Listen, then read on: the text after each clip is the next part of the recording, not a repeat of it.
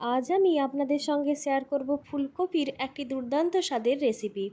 দই ফুলকপি করার জন্য ফুলকপিগুলোকে এইভাবে টুকরো টুকরো প্রথমে কেটে নিতে হবে। নমস্কার বন্ধুরা, কেমন আছেন সবাই? আমার এই চ্যানেলে আপনাদের সবাইকে জানাই স্বাগত। রেসিপিটি শেষ পর্যন্ত দেখার অনুরোধ রইল। ভিডিওটি স্কিপ করবেন না, না হলে কিন্তু বুঝতে পারবেন না রান্নাটি। তাহলে শেষ পর্যন্ত দেখতে থাকুন কিভাবে আমি দই ফুলকপি তৈরি করি। দই ফুলকপি তৈরি করার জন্য এখানে আমি একটি মিডিয়াম সাইজের ফুলকপিকে এইভাবে টুকরো টুকরো করে কেটে নিয়েছি এবং একটা মিডিয়াম সাইজের আলুকে এইভাবে ডুমো ডুমো করে কেটে নিয়েছি। এরপর কড়াই চাপিয়ে দিয়েছি, কড়াইতে দিয়ে দিলাম কেটে রাখা ফুলকপি ও আলু। ফুলকপি এবং আলু অল্প পরিমাণ লবণ এবং হলুদ দিয়ে 3 মিনিটের জন্য কিন্তু সেদ্ধ করে নেব। এই সময় কিন্তু খুব একটা বেশি সেদ্ধ করব না, অল্প কয়েক মিনিটের জন্য সেদ্ধ করব। একদম গলা গলা সেদ্ধ করলে কিন্তু হবে না, তাহলে কিন্তু ফুলকপি ভেঙে যাবে, আর এই ফুলকপি ভাঙলে কিন্তু ভালো লাগবে না, একদম গোটা গোটা থাকবে অথচ সেদ্ধ হয়ে যাবে। এই রকমই কিন্তু রাখতে হবে ফুলকপিগুলোকে। ফুলকপিগুলো সেদ্ধ করার সময় এইভাবে জলটা গরম হয়ে ফুট আসলেই কিন্তু গ্যাসের ফ্লেম অফ করে দিয়ে জল ঝরিয়ে নিতে হবে। আমি এখানে কিন্তু জলটা ঝরিয়ে নেব সম্পূর্ণভাবে।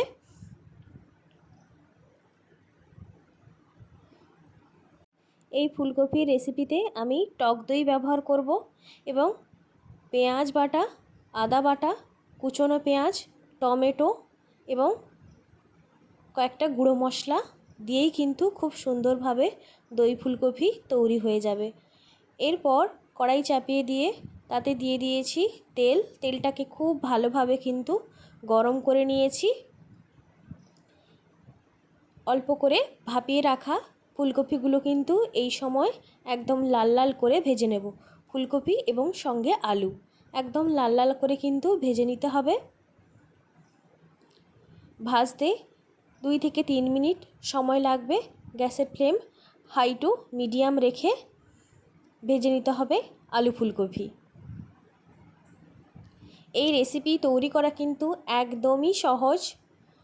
দেখতে থাকুন বন্ধুরা শেষ পর্যন্ত। আমি এখানে ফুলকপিগুলোকে একদম লাল লাল করে ভেজে নিয়েছি।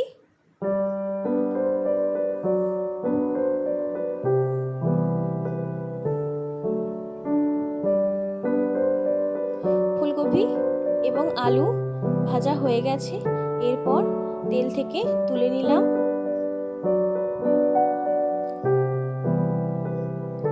কড়াইতে বেশ অনেকটা পরিমাণই তেল আছে। এই তেলে আর একটু অল্প পরিমাণ তেল দিয়ে রান্না করব। তেলটাকে কিন্তু গরম করে নিয়েছি। তারপর হাফ টেবিল স্পুন কালো জিরে দিলাম। কালো জিরা দেওয়ার কিছু সময়ের পর আমি এখানে হাফ টেবিল স্পুনেরও কম দিলাম চিনি।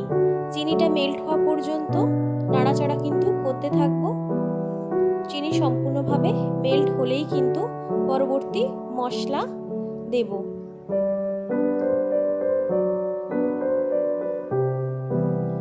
এরপর একটা মিডিয়াম সাইজের পেঁয়াজ কেটে দিয়ে দিলাম।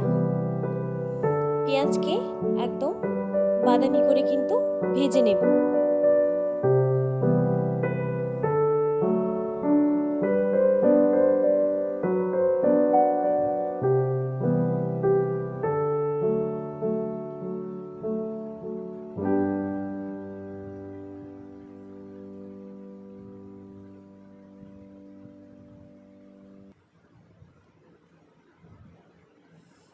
পেঁয়াজ ভাজা হয়ে গেলে এর মধ্যে অ্যাড করে দিলাম একটা টমেটো। মিডিয়াম সাইজের টমেটোকে ছোট্ট ছোট্ট টুকরো করে কেটে নিয়েছি। চাইলে এখানে আপনারা টমেটো স্কিপ করতে পারেন।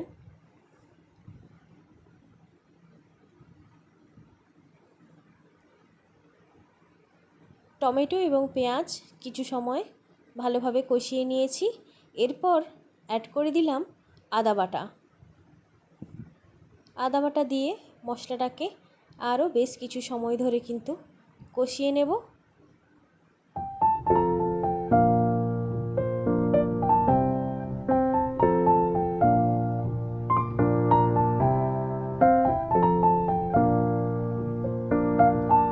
আদা কষানো হয়ে গেলে এর মধ্যে অ্যাড করে দিলাম পেঁয়াজ বাটা।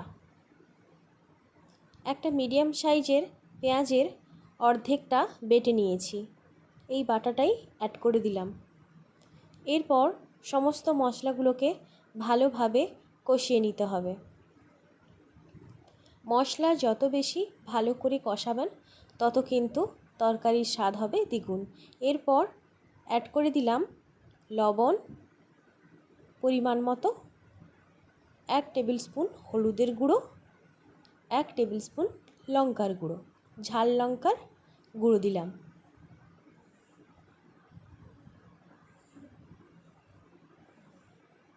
গুঁড়ো মশলাগুলো দেওয়ার পর নাড়াচাড়া করে এর মধ্যে অ্যাড করে দেব জল। তার আগে কিন্তু আমি অ্যাড করে দিলাম 1/2 টেবিল স্পুন জিরে গুঁড়ো।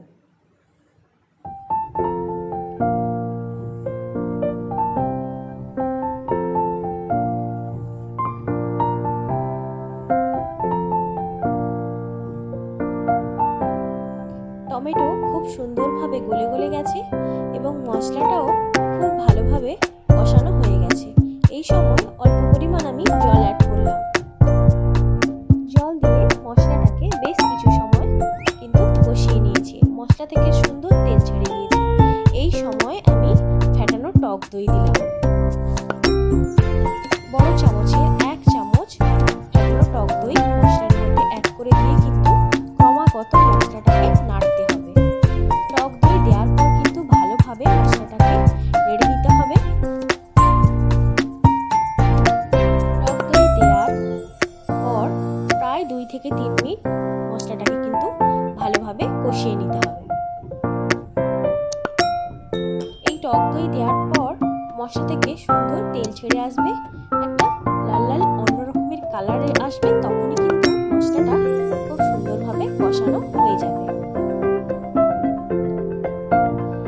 এখানে মশলা কষানো একদম হয়ে গেছে। এই সময় আগে থেকে ভেজে রাখা আলু ফুলকপি এই মশলার মধ্যে অ্যাড করে দিয়ে আরও কিছু সময় মশলার সঙ্গে ফুলকপি আলু কষিয়ে নেব।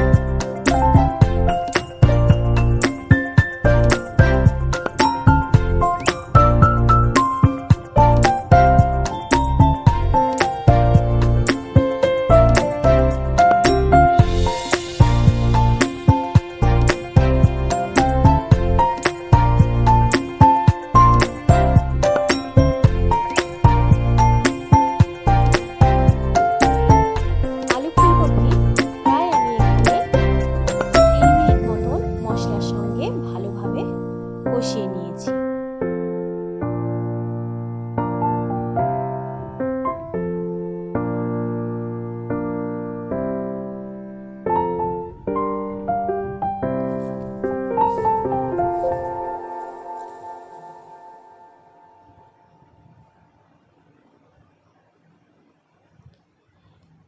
এরপর অ্যাড করে দিলাম পরিমাণ মতন জল।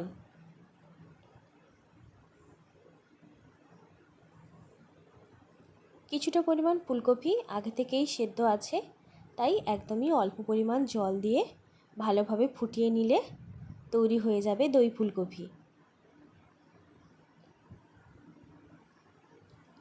তো প্রায় 5 মিনিট মতন ভালোভাবে ফুটিয়ে নিয়েছি। এই সময় অ্যাড করে দিলাম 1 চামচ গরম মশলার গুঁড়ো।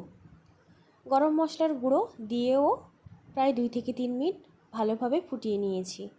এই সময় চেক করে নেব যে আলু এবং ফুলকপি সেদ্ধ হয়েছে কিনা। তো চেক করলাম যে আলু খুব সুন্দরভাবে সেদ্ধ হয়ে গেছে, তো ফুলকপিটা সেদ্ধ হতে আরও একটু সময় লাগবে, যেহেতু ফুলকপিগুলোকে আমি বেশ বড় বড়ভাবেই কেটেছি, তাই কিন্তু একটু সময় লাগবে ফুলকপিটা সেদ্ধ হতে। গ্যাসের ফ্লেম লো করে প্রায় 3 থেকে 4 মিনিট রেখে দিয়েছিলাম, তো ফুলকপি খুব সুন্দরভাবে কিন্তু সেদ্ধ হয়ে গেছে।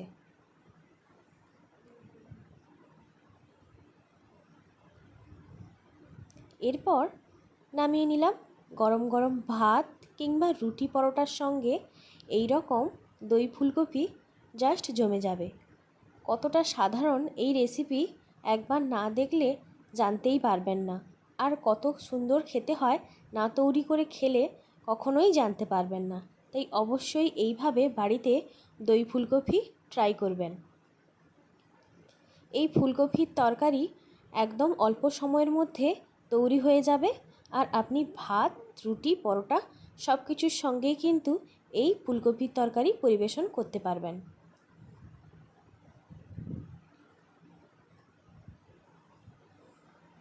বাড়িতে অবশ্যই কিন্তু এই ফুলকপির রেসিপি ট্রাই করবেন এবং আমাকে জানাবেন কেমন লাগলো আজকের এই রেসিপি। সবাই সুস্থ থাকবেন, ভালো থাকবেন। আজকের মতো টাটা। দেখা হচ্ছে পরবর্তী কোনো রেসিপিতে। প্লিজ একটা লাইক করে দেবেন, আর আপনি যদি আমার চ্যানেলে নতুন হয়ে থাকেন তাহলে চ্যানেলটিকে সাবস্ক্রাইব করে পাশে থাকা বেল বাটনটি প্রেস করে দেবেন। তাহলে নিত্য নতুন ভিডিও নোটিফিকেশান আপনার কাছে পৌঁছে যাবে। আজকের মতো চলি, দেখা হচ্ছে পরবর্তী কোনো রেসিপিতে।